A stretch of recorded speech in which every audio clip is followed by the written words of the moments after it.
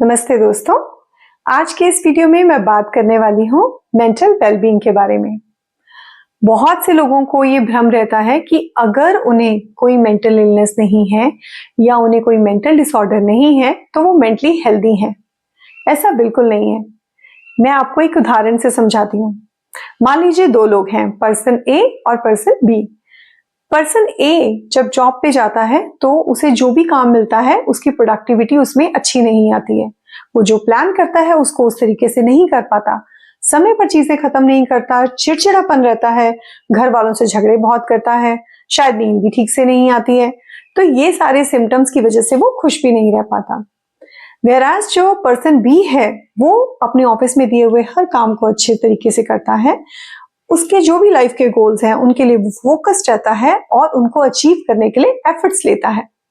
At the same time वो अपने रिश्तों में भी अच्छा है, लोगों से अच्छे से बातचीत करता है और घर में सबके साथ प्रेम से रहता है। अब इस दोनों में बहुत ही क्लियरली हमें पता है कि पर्सन बी जो है वो हेल्दी है, मेंटली हेल्दी है। सो इट मीन्स जरूरी नहीं है कि एब्सेंस ऑफ मेंटल इलनेस है तभी आप मेंटली हेल्दी हैं। कभी कभी हमारे आसपास का वातावरण इस तरह का हो जाता है या हमारे कोपिंग स्ट्रैटेजीज इतने अच्छे से काम नहीं कर पाते हैं और जिसकी वजह से जो हमारी मेंटल हेल्थ है वो कॉम्प्रोमाइज हो जाती है। और इसमें एक और कॉन्सेप्ट है कि जरूरी नहीं है कि एक पर्सन जो मेंटली हेल्दी नहीं है वो हमेशा मेंटली हेल्दी नहीं रहेगा या जो मेंटली हेल्दी है वो हमेशा हेल्दी ही रहेगा, ऐसा नहीं है।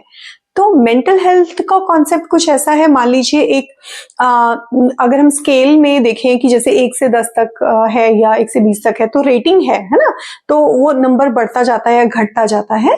ऐसे ही हमारा मानसिक स्वास्थ्य है वो कभी कभी परिस्थितियों के हिसाब से जो है वो इम्प्रूव हो जाता है, अच्छा हो जाता है और कभी कभी कम हो जाता है। तो इसमें जो मेन 3 फैक्टर्स जो हैं वो बहुत ही इंपॉर्टेंट रोल प्ले करते हैं। वो है जैसे कि हमारा इन्वायरमेंट, हमारा वातावरण आसपास का कैसा है, उसमें किस तरह के स्ट्रेसेस हैं। दूसरा है हमारा फैमिली सपोर्ट, कि अगर हमारे पास एक अच्छा फैमिली सपोर्ट सिस्टम है तो हम इवन बुरी सिचुएशन से भी आसानी से बाहर आ जाते हैं। और तीसरा होता है हमारे खुद के कोपिंग मैकेनिज्म, यानी कि हम किस तरह से उस सिचुएशन में कोप अप कर पाते हैं, हम किस तरह से उस सिचुएशन को हैंडल करते हैं, हम कैसे अपने स्ट्रेसेस से डील करते हैं। तो इन सब चीजों का असर पड़ता है हमारी मेंटल हेल्थ के ऊपर। तो अब आगे वाले वीडियो में मैं आपके साथ बहुत ही हेल्पफुल टिप्स शेयर करने वाली हूँ। वीडियो थोड़ा लंबा हो सकता है, सो प्लीज पेशेंटली सुनिएगा, क्योंकि ये इतने इंपॉर्टेंट टिप्स हैं कि अगर आप इन्हें अप्लाई करेंगे अपनी लाइफ में तो आपको रियलाइज होगा कि आपकी डे टू डे प्रोडक्टिविटी में, आपकी हैप्पीनेस में बहुत इंप्रूवमेंट आएगी। So let's start. So first जो फोरमोस्ट थिंग है वो है एक रूटीन या हैबिट को एस्टैब्लिश करना। अगर आप उन लोगों में से जो कामों को प्रोक्रेस्टिनेट करते हैं, डिले करते हैं, आज नहीं कल, कल नहीं परसों, तो ये बहुत मेजर कारण होता है स्ट्रेस होने का। जो अनहेल्दी वेज हैं हमारे जीने के, उसकी वजह से क्या होगा, हमारा मूड हमेशा लो, इरिटेबल रहता है। तो सबसे पहले जरूरत है अपनी हैबिट्स को सुधारने की। तो उसके लिए आपको एक अच्छी सी रूटीन बनानी है अपनी, और स्पेशली अपना सोने और उठने का टाइम जो है वो फिक्स करना बहुत जरूरी है। सो प्रेफरेबली अगर आप 9 बजे, 10 बजे, 11 बजे जब भी सोते हैं तो कोशिश कीजिए कि 7-8 घंटों की नींद आप अच्छे से लें और टाइम पर सुबह उठ के अपने काम जो है, नित्य नियम जो है रूटीन के अकॉर्डिंगली खत्म करें। इसके लिए आप डे बिफोर दैट प्लानिंग कर सकते हैं कि मुझे नेक्स्ट डे इतने इतने बजे ये काम करना है या मेरा नेक्स्ट डे का टारगेट ये है। तो थोड़ा सा आप इसको एक मैं ये नहीं कहूंगी कि बहुत रिजिड रूटीन बना लें, बट यस एक जो डूएबल रूटीन जिसे हम कह सकते हैं कि जो हो सके, ऐसी एक रूटीन स्ट्रक्चर से आप बनाना शुरू करें। And don't be so harsh on yourself. हो सकता है इनिशियली आप बहुत अच्छे से ना कर पाए, लेकिन एटलीस्ट ट्राई करें, स्टार्ट शुरू करें, ठीक है।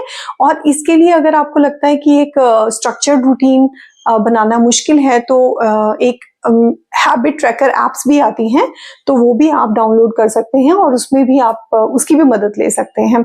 दो I would not suggest that, because कई बार ऐसा भी होता है कि जो लोग फोन ज्यादा देखते हैं तो वो अगर कोई ऐप डाउनलोड कर लेते हैं तो एक ऐप को यूज करने के चक्कर में वो फिर दूसरी ऐप तीसरी ऐप खोलने लग जाते हैं, तो उसमें टाइम भी ज्यादा खराब होता है। तो but again it is your choice, अगर आपको लगता है ये आपको सूट करता है तो आप वो भी कर सकते हैं। और else what you can do is, आप एक छोटी पॉकेट डायरी यूज कर सकते हैं या कैलेंडर पे भी मार्क करके रख सकते हैं।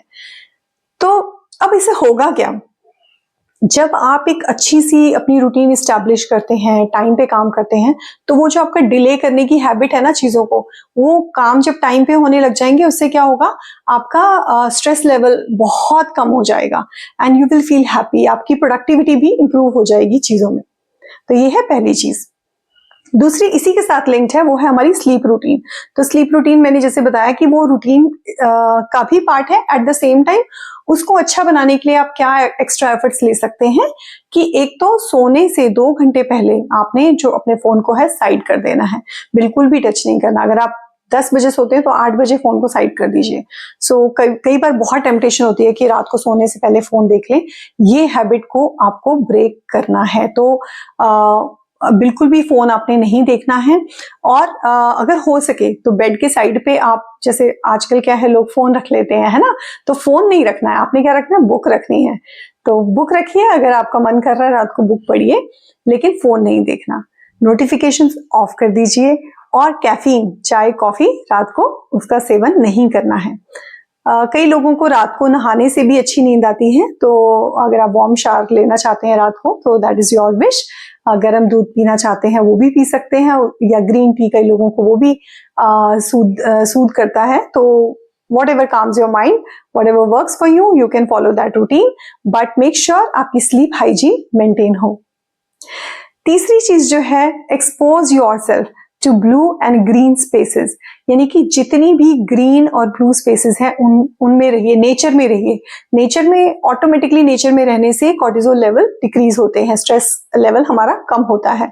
तो इसके लिए स्पेशली जो लोग बंद कैबिन में काम करते हैं, लॉन्ग वर्किंग आवर्स हैं, सो 1 आधे घंटे बाद अपना बाहर जाइए, आसमान को देखिए, ट्रीज हैं, ग्रास है, उनको देखिए और फ्रेश एयर में आप ब्रीथ करिए, तो ये बहुत ही ज्यादा हेल्दी रहेगा। इस WHO ने भी इसे रिकमेंड किया है that you should expose yourself to green and blue spaces, it is very good for your mental health. चौथी चीज जो आप कर सकते हैं, एक्सप्रेस ग्रैटिट्यूड। तो आप इसके लिए ग्रैटिट्यूड जर्नल भी बना सकते हैं, या मन में भी सोच सकते हैं कि आप किन चीजों के लिए थैंकफुल है अपनी लाइफ में। आपको ऊपर वाले ने जो भी दिया है, देखिए कंफर्टेबल आप कपड़े पहन रहे हैं, खाना खा रहे हैं, या अगर आप काम कर रहे हैं, आपकी हेल्थ अच्छी है, या आपके फैमिली मेंबर्स आपके पास हैं, तो जो भी चीज ऊपर वाले से मिली है आपको, उसका शुक्रिया अदा करें, उसके लिए थैंकफुल हो जाएं, ग्रैटिट्यूड करें। It is very good for your mental health and show appreciation. आपने धन्यवाद जिसे कहते हैं, थैंक यू करना, है ना। तो जो भी आपके आसपास, चाहे वो आपके हाउस हेल्प हो, चाहे आपके घर के लोग हों, उनको थैंक यू जरूर करें, जो भी आपके लिए कुछ भी करते हैं। तो that will improve, basically it is an exchange of emotions, है ना, पॉजिटिविटी एक्सचेंज करते हैं हम लोग। So it calms our mind, it soothes our mind. Next thing आप क्या कर सकते हैं, limit your use of phone और लैपटॉप। 2 घंटे दिन में, 2 घंटे से ज्यादा आप बिल्कुल भी यूज ना करें, ठीक है। अगर आपका काम ही मान लीजिए लैपटॉप का है या फोन से रिलेटेड है, then also try to minimise it. तो 2 घंटे इज द मैक्सिमम लिमिट। काम है तो मैं समझ सकती हूँ कि जिन लोगों का काम ही कंप्यूटर पे होता है उन्हें ज्यादा समय लगाना पड़ जाता है, बट देन बाकी लोग जो हैं वो कोशिश करें कि वो मिनिमम यूज करें, ठीक है। आजकल एक्चुअली आजकल का वर्क कल्चर भी बहुत डिफरेंट हो गया है। इवन हम देखेंगे कि पहले 5 बजे या 6 बजे तक अगर ऑफिस होता था तो काम वहीं पे खत्म हो जाता था। अभी क्या हो गया है कि आप घर भी आ रहे हो तो पीछे पीछे काम आ रहा है फोन पर, व्हाट्सएप पर, ईमेल्स पर, इवन वीकेंड्स में आप लोग जो है अपने ऑफिस के काम कर रहे हैं, एक तरफ माँ बाप बैठे हैं अपने प्रोजेक्ट्स कर रहे हैं, दूसरी तरफ बच्चा अपने स्कूल के प्रोजेक्ट लैपटॉप पे कर रहा है। सो वो जो सारा इन्वायरमेंट टेक्नोलॉजी ड्रिवन हो गया है, उससे कम्युनिकेशन ऑलमोस्ट नेग्लिजिबल हो गई है, जो भी है वो सोशल मीडिया के थ्रू है। तो इसको थोड़ा चेन को ब्रेक करना पड़ेगा। Limit your use of social media. Phone का जो है टाइम बहुत ही लिमिटेड आपने रखना है, ठीक है। तो ये बहुत इंपॉर्टेंट है। जो भी चैनल्स आप ऐसे फॉलो कर रहे हो जिसमें नेगेटिविटी है, जिसमें कोई अब्यूजिव लैंग्वेज है या किसी तरह का कोई हेट्रेड वाला कंटेंट है, तो ऐसे वाले चैनल्स को अनसब्सक्राइब कर दो, उनको फॉलो मत करो। वॉच दोज थिंग्स जो आप में पॉजिटिविटी भरें, ठीक है। तो ऐसी चीजों को फॉलो कीजिए और जिनसे नेगेटिविटी हो उनको अनफॉलो कर दीजिए। Even limit watching news. तो न्यूज में पॉजिटिव न्यूज तो मैंने कभी रिसेंट टाइम में देखी नहीं है, हमेशा नेगेटिव ही देखी है। तो ऐसी नेगेटिविटी वाली चीजों को आप टाइम लिमिटेड कर दीजिए, आधा घंटा और 40 मिनट्स इनफ। तो don't watch more than that because it is harmful. वो नेगेटिविटी, सारे नेगेटिव इमोशंस जो है आप अपने अंदर ले रहे हैं। एक चीज और जो आप कर सकते हैं, that you can practise mindfulness. अब माइंडफुलनेस का मतलब बेसिकली क्या होता है कि हम अपने प्रेजेंट सिचुएशन से कनेक्टेड रहें, माइंडफुल रहें whatever is happening in our surrounding. तो अपने सेंसेस को आपने हमेशा एक्टिवेट प्रेजेंट मोमेंट में रखना है। कई बार हम इतने लॉस्ट हो जाते हैं कि कोई हमसे बात कर रहा है, हम या तो अपना फोन देख रहे हैं या हम कोई और थॉट्स में खोए हुए हैं, घर के बारे में कुछ सोच रहे हैं, काम के बारे में कुछ सोच रहे हैं। तो उस चीज की हैबिट को चेंज करिए। जब आपसे कोई बात कर रहा है, put all your senses towards that person. इसकी एकदम से इस हैबिट को अडॉप्ट करना थोड़ा सा मुश्किल हो सकता है। तो आप इसकी प्रैक्टिस कैसे कर सकते हो कि जैसे मान लीजिए आप ड्राइव कर रहे हैं, तो ड्राइव करते हुए जरूरी नहीं है कि आप कोई म्यूजिक सुने या आप फोन पे बात करें। Simply you can be present in that moment, you can practice at that time. और मे बी आजकल लोग टॉयलेट्स में फोन लेके जा रहे हैं, तो उस हैबिट को भी बंद कीजिए। जब आपका बच्चा आपसे बात कर रहा है, आपका पार्टनर बात करता है या आपके पेरेंट्स आपसे बात करते हैं, तो आप कई बार लॉस्ट होते हैं। सो उनको फोकस कीजिए, माइंडफुल रहिए कि वो क्या कह रहे हैं, उनको ध्यान से सुनिए। सो आपके सारे सेंसेस, आईज, ईयर, तो आप उस चीज को महसूस कीजिए कि आप करंटली उनको महसूस कर रहे हैं और उनको एक्टिवली सुन रहे हैं, ठीक है। तो इससे भी आप माइंडफुल रहेंगे अपने प्रेजेंट सिचुएशन के लिए। आप रेगुलर एक्सरसाइज कीजिए। डाइट में कई लोगों के जो है न्यूट्रिएंट्स मिसिंग होते हैं, तो बहुत सारे मल्टीविटामिन की डेफिशिएंसी से भी आपको स्ट्रेस या एंजाइटी के सिम्टम्स आ सकते हैं। तो मेक श्योर आपकी डाइट में एडिक्वेट न्यूट्रिएंट्स हो, जरूरत पड़े तो आप मल्टीविटामिन भी एड अप कर सकते हैं अपनी डाइट में, but of course with prescription. And don't be harsh on yourself. If you are a person who overthinks, then do not go for that. अगर आपको हर चीज always या never लगती है, यानी कि मान लीजिए आपको लगता है कि मेरे सभी रिश्ते मेरे साथ अच्छे नहीं हैं, या मैं एक फेलियर हूँ लाइफ में, मैं एक लूजर हूँ, या मेरी किस्मत खराब है। जब आप अपने बारे में ऐसी चीजें सोच रहे हैं, इसका मतलब आप ओवरथिंक कर रहे हैं, ठीक है। जब हम ऑलवेज या नेवर ना, हमेशा ही बुरा होता है मेरे साथ, हमेशा ही मेरे साथ, तो ऐसे वाले शब्द जब हम इस्तेमाल करते हैं, इसका मतलब हम ओवरथिंकिंग कर रहे हैं। तो don't be so hard on yourself, be take the life on a lighter note. तो इतना ज्यादा अपने ऊपर हार्श होने की जरूरत नहीं है। एक और हेल्पफुल टिप जो आप यूज कर सकते हैं वो है अपने रिलेशनशिप्स पे ध्यान दीजिए। अपने लोगों से मिलिए, बातचीत कीजिए। Keep the channels of communication open with them because relationships bring happiness in your life. तो उनके साथ कनेक्टेड रहिए हमेशा, not through social media but personally also, ठीक है।